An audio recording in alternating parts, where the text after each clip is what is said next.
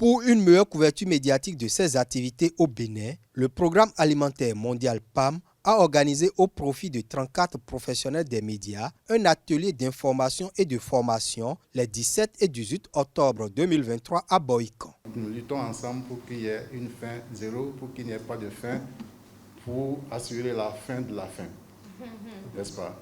Alors donc nous sommes ensemble et vous êtes les acteurs, les principaux acteurs qui devaient nous accompagner dans la communication juste et vraie, la communication la plus appropriée, afin qu'on soit sûr que ce que vous transmettez soit réellement ce qui se passe ou ce qui doit se passer, ce qui doit se dire de façon globale. Pour ce faire, les cadres de l'agence onusienne ont entretenu les participants sur les interventions du PAM au Bénin. Des activités de logistique à celles d'appui aux petits producteurs pour l'accès au marché, en passant par le renforcement des capacités et gestion des connaissances, les activités de nutrition et notamment la mise en œuvre du Programme national d'alimentation intégrée PNACI, les journalistes ont été édifiés dans les moindres détails. Au Bénin, nous avons comme activité principale le Programme national d'alimentation scolaire intégrée, qui touche environ 1 200 000 personnes, élèves, qui reçoivent un repas chaud chaque jour dans 5 700 écoles, soit un taux de couverture actuellement de 75%. Ce qui est un vrai défi. Mais le programme, comme il s'appelle, il est un programme intégré qui ne concerne pas seulement le repas scolaire, mais qui aussi engendre et englobe d'autres secteurs d'activité.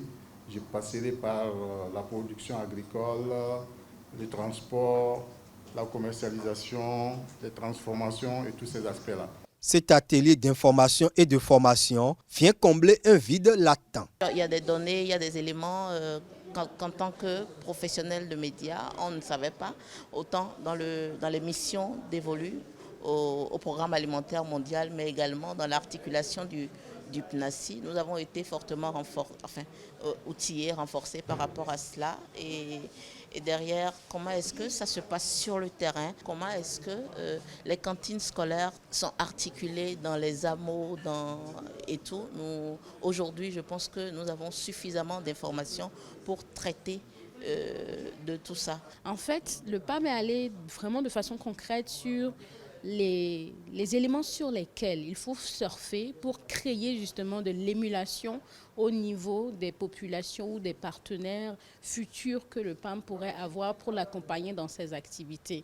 Le relais de ces informations dans les médias passe par la production de contenu original et de qualité. Le service communication du PAM Bénin a alors partagé des astuces avec les professionnels des médias en vue de trouver des histoires captivantes à diffuser. C'est vrai que ce sont des choses qu'on connaissait, mais de façon précise, quand on vient mettre un point d'honneur sur ça, ça nous permet d'avoir l'œil et le regard avisé lorsqu'on veut travailler, par exemple, avec une organisation comme le PAM. Et donc vraiment, moi je sors, je dirais, un peu transformée quand même de cette formation-là.